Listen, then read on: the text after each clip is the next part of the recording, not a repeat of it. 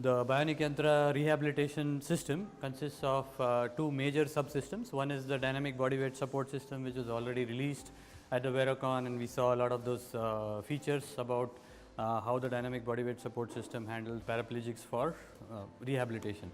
Now, this particular system is the lower extremity exoskeleton, which is going to work in conjunction with the dynamic body weight support, and this is now the design is complete. The system is manufactured, integrated, and on the test rig.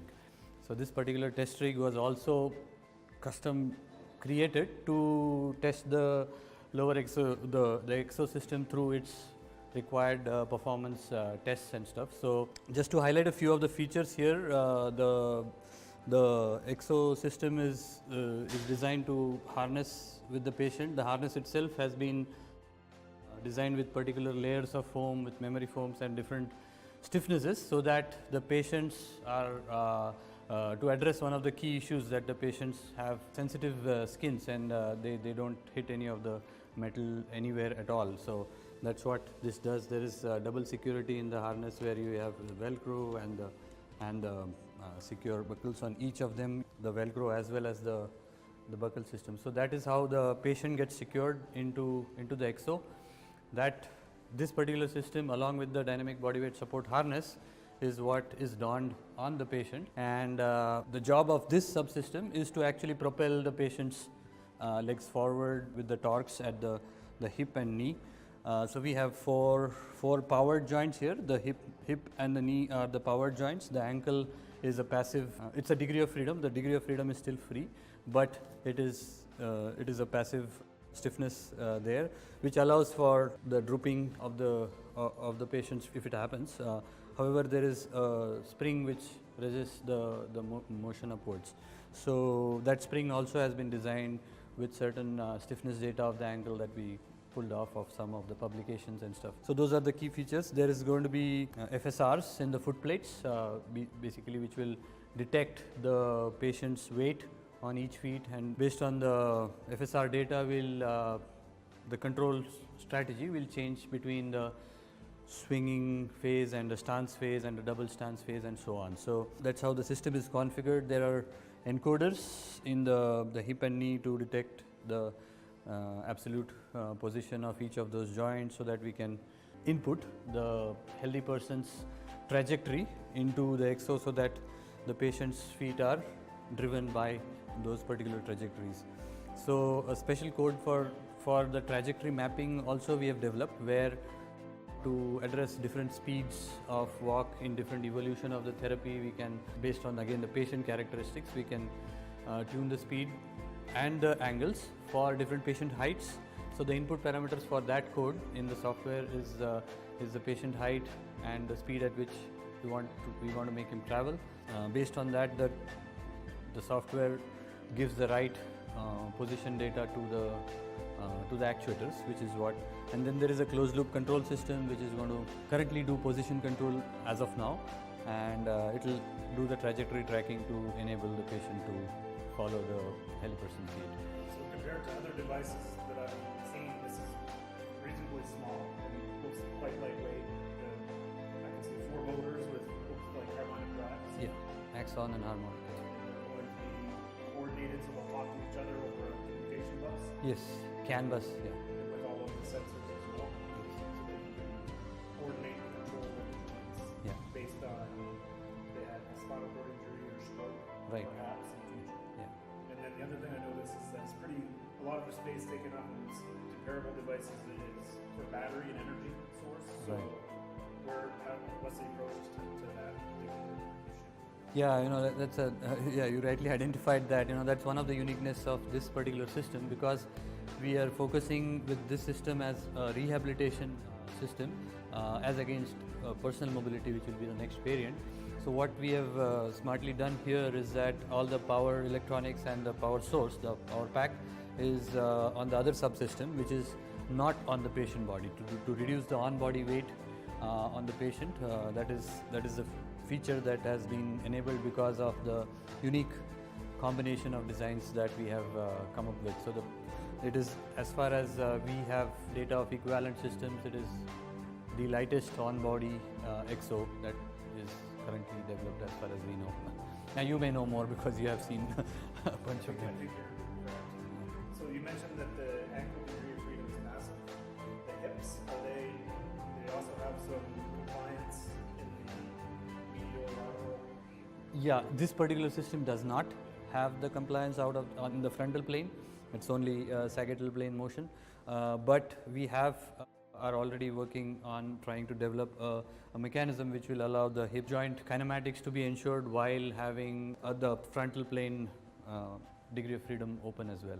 And then for configurability, this looks like there are different set screws for lengthening the thigh or the shank, depending on patient size.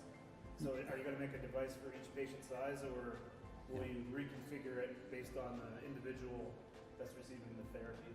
So what we will obviously have is when the patient comes in, we'll get the data, we'll have to have the data of the patient's height and the shank length and thigh length. Accordingly, there will be adjustment mechanisms in these links to change the position. Not only these height links, but also the waist has an adjustment mechanism at the back which will adjust to fit to the patient's waist. And it currently is designed to address 5 kg patient weight, which can always be enhanced to higher weights, but currently it is designed up to target patient height of 6'1", about 6 feet, and weight of about 85 kgs. And so because you're using the CAN bus, you could expand for other sensors, presumably, like an inertial sensor? Yes. If you wanted to? Yeah, so actually we do have an IMU which is going to be there on the patient, the upper body harness, which will detect the patient's posture and lateral sway. So those sensors, so essentially we are looking at is plurality of the sensors, which includes the ones in the Exo and the BWS together will be able to detect the patient's not only the joint positions and angles, but also the posture and other data. Something I've noticed as well is it can be quite difficult to put the device on. So the therapist usually has to, one or two therapists have to assist the patient. For other devices that are on the market, how will this be done, do you envision? Yeah, so again, because of the uniqueness of our combination of the dynamic bodyweight support along with this, what that enables us is that there's a winching mechanism to lift off the patient weight by the dynamic bodyweight support, which leaves only one person required to strap on these things while the patient is standing, because typically what we have seen in other Exos on the market is that they have to don the Exo while the patient is sitting, and handling the body weight of the patient is a challenge. So it becomes quite easy. In fact, the target time for donning that we expect to hit is less than 10 minutes, which typically we have seen is of the order of 30 minutes maybe. Yeah. So right now this is on the test rig. In the next, now we're going to get it on ground walking and stuff. So what we are doing in this test rig is the first thing is trajectory control and the airwalk. Then there is the second phase. What we are going to do is we are going to have the thigh and shank inertias. We have links prepared with those inertias at the back there. So we are going to mount them on here and tune the controller for those inertias. Then the third step we are going to do is, this particular test rig is designed, these are the guide rails. So we'll unscrew these so that we're going to put a treadmill underneath here and allow the CG of the human body motion to be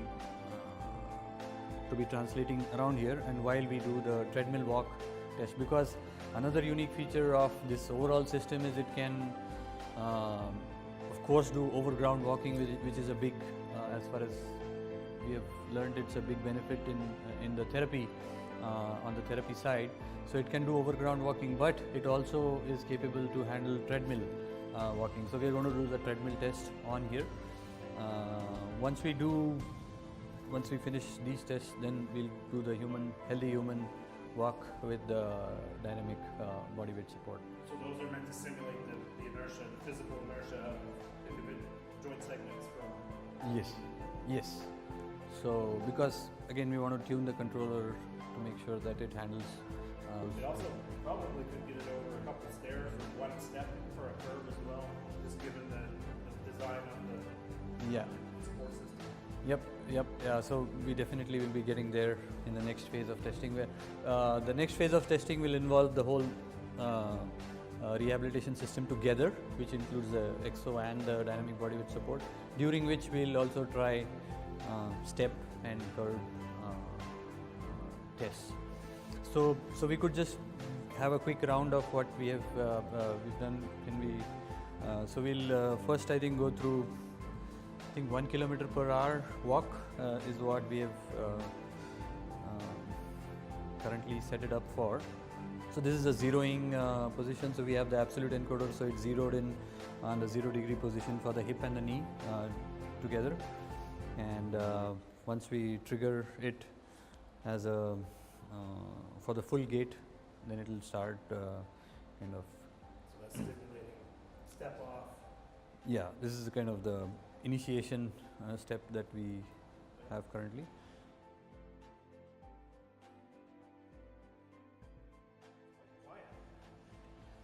Yeah, I mean, we have made sure that the tolerancing and the plays are kept at the optimal. So whatever noise is coming is primarily from the motor and the drive, which is what comes along with the motor.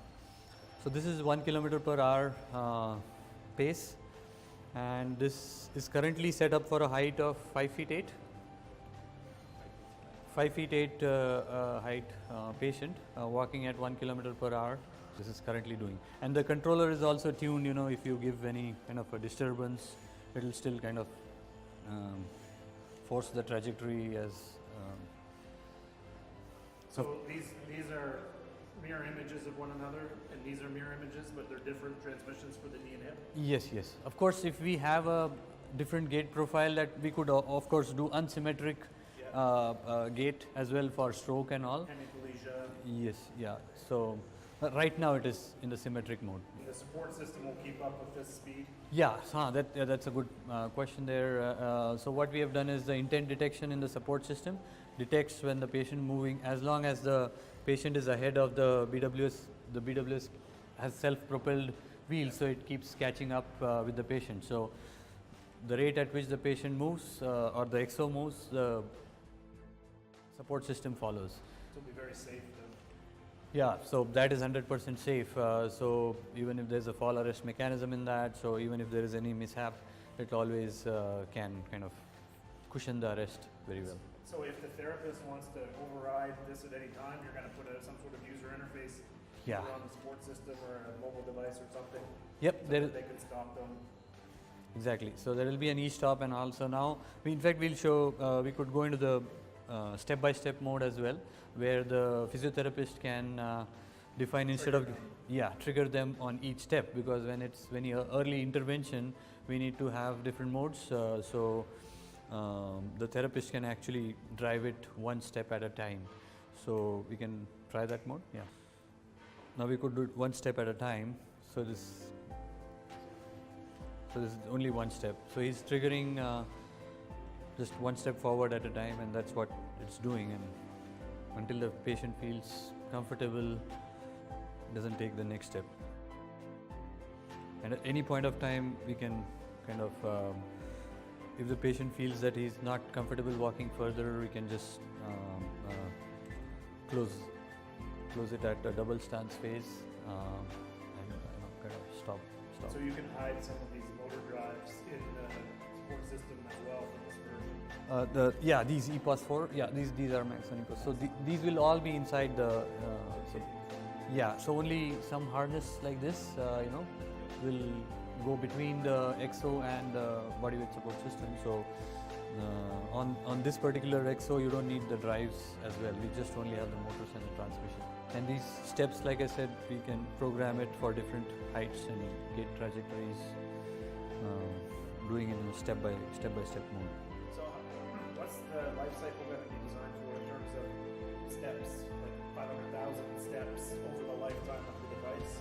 Or is that something that you're going to characterize later?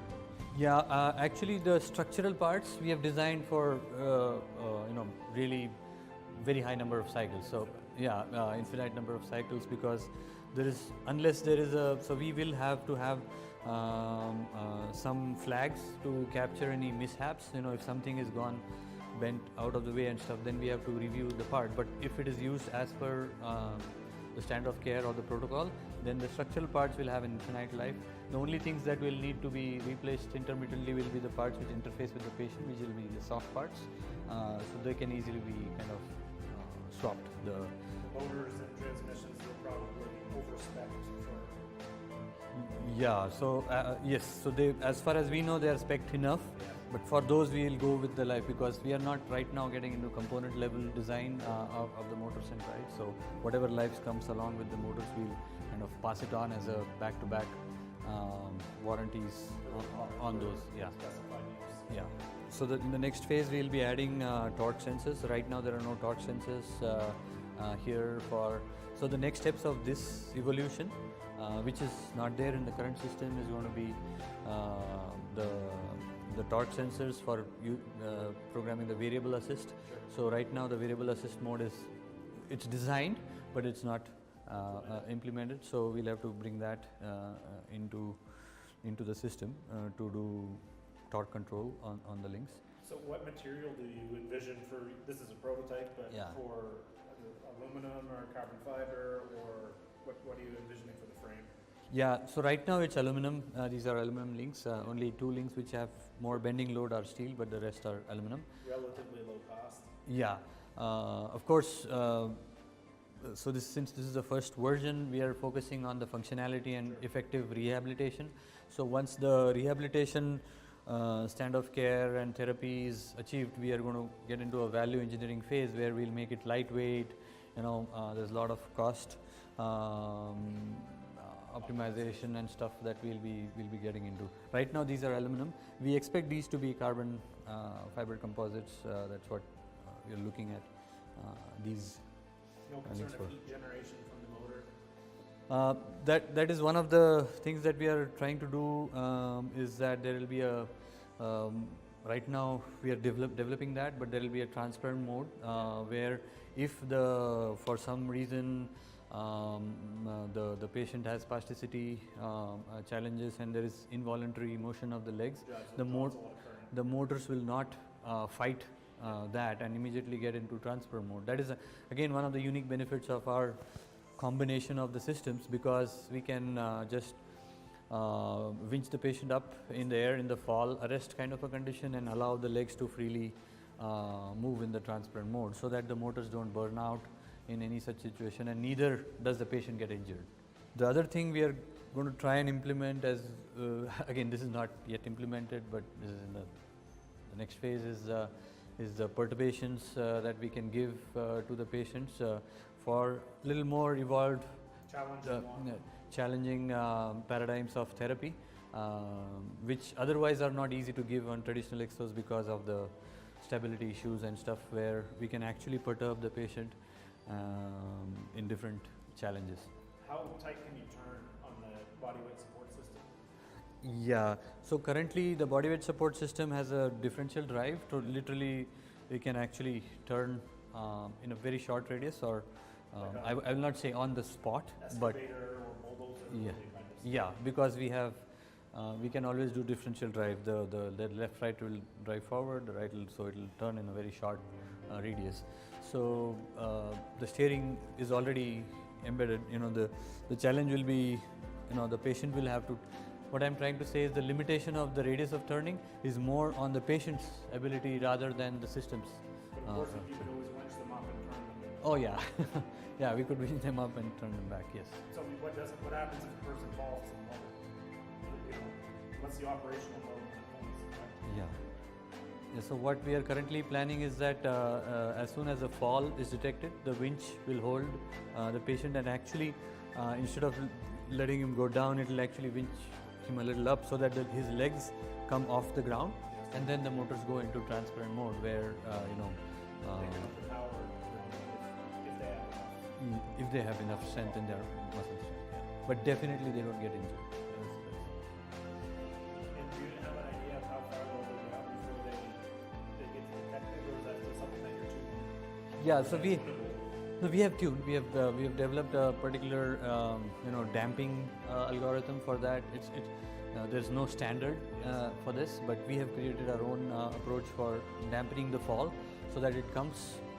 The patient falls down and is nicely cushioned with small damping, and then kind of he goes back up. Now, how much we allow him to fall is something that we'll have to learn with the patient and stuff. Yeah, but the algorithm is ready, so we can easily tune the amount of damping we provide and stuff. And it's smooth. Do you guys use like a minimum trajectory, or do you use like kinematics? Or? Yeah, so currently we are just replaying the kinematics. Like I said, we did a little work on these plays and tolerances. Currently it is PD.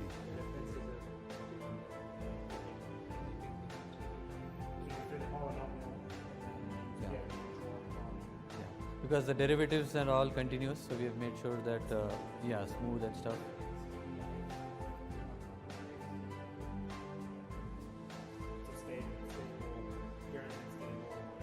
Yeah, so it's definitely stable. And the only, like I said, the thing we'll have to get into is when we do the variable assist. That's when we'll need to work more on impedance. Yeah, but this. These components, you should be fine to implement that style of control. Yeah, so the FSRs are not integrated in this, but we have a separate foot where we have integrated. We could just take a quick look. And that is something that we would like to discuss with you later. You know, how to trigger the between the stun. Yeah, what logic to use for the triggering of the different states, control states. So that's one of the things that we'll yeah, in the next few days. But we have already implemented the FSRs, and they are all triggering as per what we expect, and all the data is coming. So now we just need to bring the intelligence in on what logic we apply for those control state shifts and all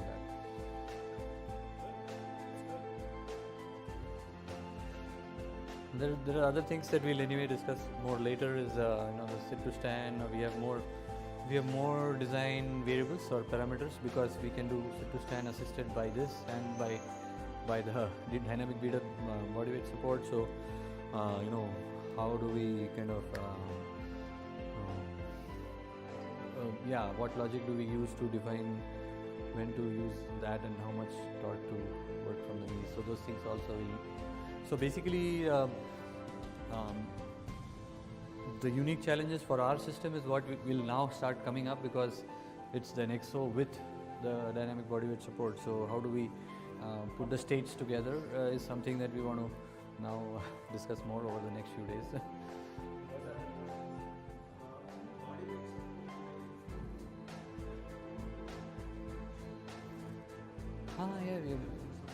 Yeah, we can do a full-fledged body weight support system demo.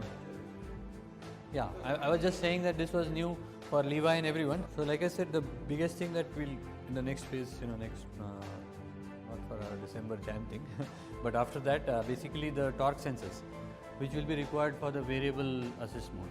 So they are not in the system yet. So that is the biggest thing that is going to be additional. Rest is all already there. There are encoders, there are hall sensors, there are foot FSRs.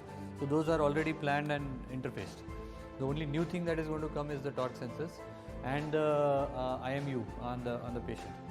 So. When you move forward to the personal mobility device, you should probably put IMU on both thighs.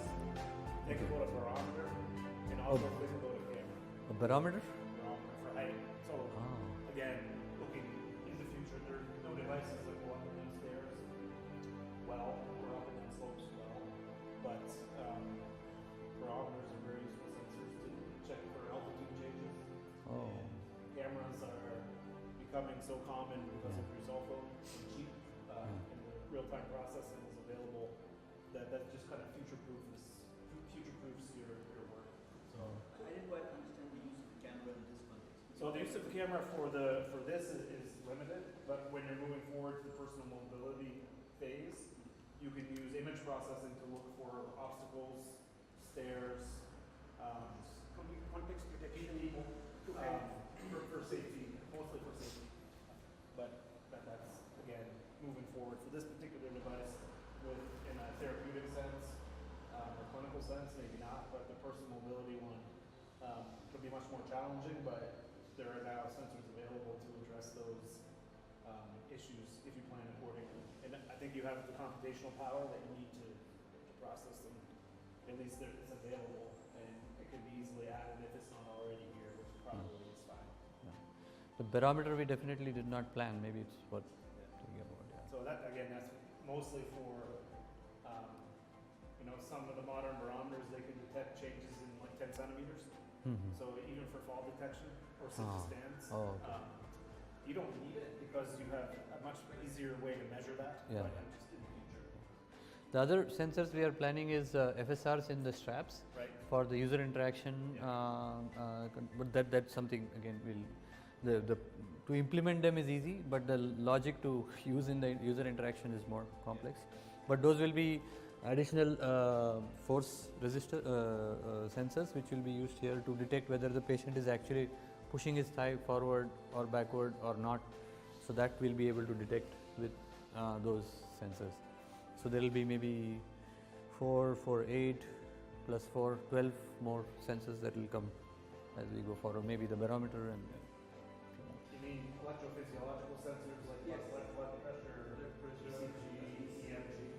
At least one or two which, if something goes wrong, the machine itself can come to an alert. We are currently not planning because there are fairly good, meaning not good, but let's say a little more evolved electrophysiological sensing systems by themselves that we could maybe, just Incorporated things yeah. like smartwatches or Yeah. these devices are rapidly evolving Yeah. and they're giving you real-time feedback on safe